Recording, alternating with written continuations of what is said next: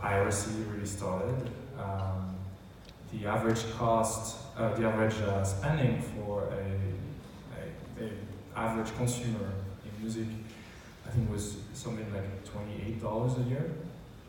And if you only counted people that actually paid for music, because a lot of people actually pirated CDs at the time, I think it was around $64. And so today, in streaming, where you have a lot of the costs that have been removed, we have people paying $120 a year for content, and so actually, I think in average, right? It's like the $10 a month average, kind of standard default kind of subscription. So it's actually much higher. That's actually, people are spending a lot more on music today than they used to be in the high days of the music industry. So we have to put that into perspective. And also, although, it's probably harder for artists today because, the industry went down because people started pirating a lot of music, but it's going back up, and it's going back up because of streaming. So that's promising, and streaming only represents, like you said, or maybe you didn't say it, but like there's about 100 million subscribers worldwide on all services. That's a tiny number. Like if you put that into perspective, like people actually consuming music in the world, like billions of people, and we're only starting, right? We're only having 100 million people actually paying for music on subscription services. So it's unfair also to compare what is worldwide consumption like 10 years ago and what it is today, like when we're just getting started. So the progression is very promising, and I think it's going in the right direction. So all we need to do is to grow that market, and everything's going to be good. Oh, sounds very promising. Tiago, you share the view? I think this is just a trend in format evolution. We've seen it across the different industries. So personally, I'm, as a consumer, very, very pro to using streaming as an offering. I'd love to just be able to go out on any platform and explore different artists. And I think that, as a consumer offer, is something that previously hadn't been done. So it can only bring value to the consumers. The fact that you have the full catalog, a full range of songs that were previously unheard of and previously really undiscovered by consumers, now can be accessed at a very single click or a few clicks. Where previously you'd had to go to, I guess, a record shop or hear them through some sort of magazine or a curator. Those avenues still exist, and there's still a demand and a market for those. It really depends on the type of consumer profile that you have, right? So for example, I guess my parents might be more of the magazine and news types of music discoveries or recommendations from friends, but there's still very much an avenue for consumers like myself who like digging through troves and troves of music online and exploring the possibilities of hyperlinking between artists. Okay, so speaking of hyperlinking, we'll go back to Spotify and the data structure in a little bit. So Yandex just launched in Israel, which is very exciting, right? Yes. First of all, I want to mention that everyone knows here the company Spotify, the company Warner, but maybe not everyone knows the company called Yandex. I think people from Russia or people connected with Russia, they all know this brand, but in Israel we are really new. So we are one of the largest IT companies in Europe. So Yandex is like Google in Russia, like Spotify in Russia, like Uber in Russia, like all that stuff, but in Russia. And we started our not domestic flights, so we started launches outside our domestic region, first of all in Israel. So answering your question, we can see that music content and its distribution, they have always been very behind of the way people access the music. And that's why nowadays we can see that because of the millions of tracks you can easily access, the length of the track, they are shorter. We have a chart top 10 songs on our service, and we can see how easy and how quickly every track changes its position. So that's why what we can see using our data, the most interesting parts of the track, they are very close to the beginning of the track, not to the end of it, and we can't imagine how track about 6 or 7 minutes, how it can be popular in the streaming industry, because using these recommendations is like music Tinder, because you have only 5 seconds just to reach your audience. And that's why it's not only so to become very popular. It's not only the thing of the quality of your music. So it's also how you promote yourself, how you make any kind of concerts or maybe some kind of performances. It's how you speak with your audience via social networks. How you make some collaborations with other artists. It's not only about the music now. So speaking of promoting yourself, and we all heard it that an artist has the tendency to just focus on creating art and not necessarily have the tools to know how to market themselves and position themselves, definitely not globally, which has its own challenges. So focused on that, when we're looking at the different ways artists can monetize their content, right? Or the industry as a whole can monetize content. What are the changes that you're seeing in that space? And what do you think will actually become more and more popular in terms of content monetization?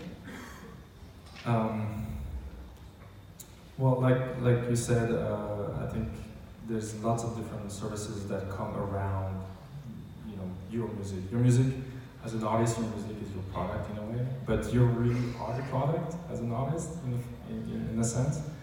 So, like any product, you have to sell it, and that's what artists do, in many ways. But they have to be on social networks. They merchandise, but obviously you have to perform, because as an artist, that's your job in a way. So it's not surprising that actually live performance is the majority of the income of an artist. There's a lot of different things I guess you can do around you as a person, as an artist. But on streaming services, obviously we monetize through advertisement for the free users, through subscription, obviously for the paid users, and about 70% of the revenues from Spotify goes to the right holders, labels and publishers. But as an artist, what we're trying to do is to help you. We're trying to promote you, right? So there's many different tools that we use within Spotify to help you to grow your audience, which is the primary thing you want to do when you're getting started and you're not well known. So we have tools to help artists. One of them we call new music submission.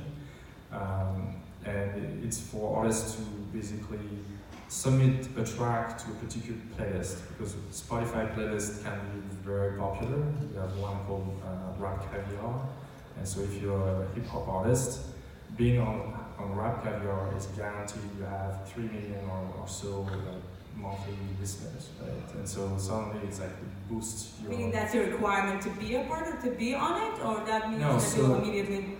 No, you can submit your track to be part of the Rap Caviar, and it's going to be evaluated by the editors that put tracks on the playlist, and we have many of them, so there's a space for everybody. So that's a tool that we're give artists to give them a chance to be more directly connected to the editors of Spotify playlists.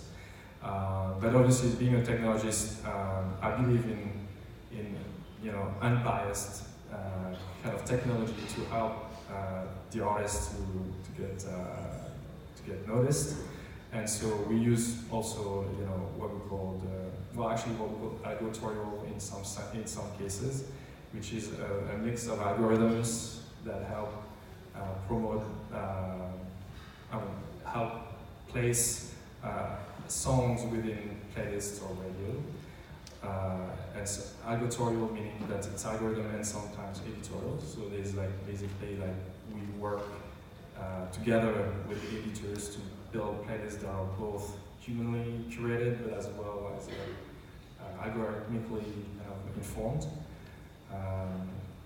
And so I believe in unbiased kind of way of promoting the right music to the right people on a personalized basis, right? And I think that's in some way, the best way to really target the right audience, rather than trying to market a single artist to everyone, which, by the way, was the model until streaming, because there was, for economical reasons, labels had to focus on a small number of artists to be able to promote them. But today, that need is not as strong, so you can actually promote lots of artists to lots of people and find niches of particular genres and particular styles that would and styles and properties of even the sounds that you might be interested in, that we can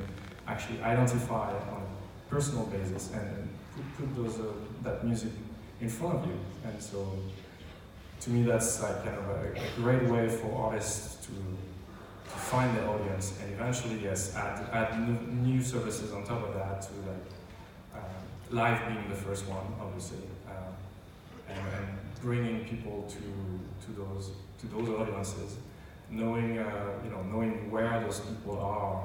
At Spotify, we know who listens to what and where and when. We have a very interesting view of what's going on, and bringing those artists in those places is a way to monetize, I suppose, through the live experience, obviously, but that's can be quite effective. So streaming and live performances is where you feel most of the revenue is going to be still coming from, and those are the spaces that will grow? Yeah, that's a good question. I'm sure there's going to be lots of niche technologies, VR is one of them. Merchandise is one of them. Social networks is one of them. That it's through advertisement, but off streaming platforms somewhere else, and all those revenue streams will add up to what the artist revenue is going to be. I think, or is already today. It's just going to grow, and it's going to be more diverse, and there's going to be a lot more of those artists.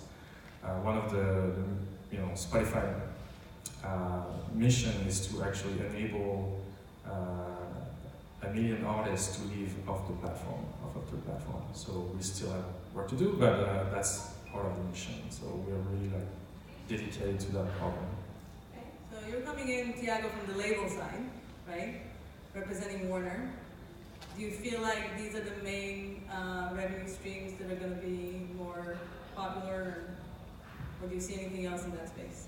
I get incredibly surprised and fascinated by how savvy some of these artists are at monetizing and promoting their content. I think that's great, because we need more of that. We need artists who know their stuff and who can come to us, or who can come to partners like Spotify and Yandex, or to publishers and say, hey, why aren't we doing more to get our music heard across this platform or this mechanism? Or what are we doing in terms of merch? I think the fact that artists are more educated and savvy is very positive for the industry, and they're bringing up very cool ideas and using interesting tools themselves. And the fact that the industry is now in a much better place than it was a few years back has developed a set of ancillary tools around live and around recorded music that allow the artists to be more free and allow the artists to explore more options. For example, take a look at Sync. I'm going to say something personal. Red Dead Redemption 2 just came out recently, and I was very, very happy that a song from D'Angelo was premiered there. You know, that's a big moment for both the gaming industry as well as the music industry. And I still remember from Red Dead Redemption 1 that time that we went into Mexico and that Jose Gonzalez track was playing. So Satan's always played a very big part in promoting artists, but also getting them paid, right? And the fact that Sync previously relied on the memory of music supervisors and the fact that they match-made through their own knowledge, their own database within their heads, kind of limited the opportunities of Sync to a few artists. But now you have tools that allow any artist, anywhere, to pitch their music to games creators, to music supervisors. That's an incredible opportunity for unknown emerging artists or developing artists to expose themselves to new audiences. You know, maybe audiences outside of the international circuit, or just different demographics, different audiences that didn't necessarily listen to their genre, but because they saw it in an amazing game scene or an amazing romantic movie scene, they now feel, oh, I want to know who this artist is or who this act is. So that's one of the examples of how this world of ancillary tools is driving a little bit more money towards artists. But I still think that live, and I still think obviously that recorded music played a very big part of it. You know, in live, making sure that your tours and your gigs are effectively marketed, you know, listed on tools such as Songkick, which allow to distribute your performances and your gig schedules to, again, more audiences, are really, really important. And so there's a very big part to play on technology there. And, you know, I was talking about how I explore different artists through streaming platforms and the hyperlinking of artists. I really think that's something that right now artists, labels are doing, which I think is very, very important, which is introducing new artists through collaborations. You know, just the fact that, for example, Bruno Mars did a Cardi B song, Cardi B did a Bruno Mars song, and I'm really, really happy that collaboration happened because I wasn't really exposed too much to Cardi B music, and then after that I said, okay, I definitely will take a listen to this. And with that, so many other artists I get to know because they've either produced or collaborated, and the more that information is accurately displayed, and the more that is an effort that's done by the artists, by the producers, by the publishers and labels, the more artists are exposed rather than the typical siloed albums of the past. Interesting. So you're basically saying that artists reaching out to other artists, and by that targeting their audiences as well, and offering maybe even a new genre of music, that's a new way of monetizing their content, or you know, another approach to increasing your audience. Yeah, I certainly think that has been an increasingly popular mechanism in the last few years. Again, because previously, what was the possibility that you had once you knew someone did a track with that person? There were the barriers of, okay, I now know the name of this person, so I need to ask my record label if they have, or sorry, my record store if they have any records in store. If not, then I need to ask. Right now, you just need to copy that name or even just click on the link and you'll be directed to their own catalog. It's, again, one click away from music discovery of a whole new audience, a new demographic. So, speaking about Yandex, speaking about artist revenue,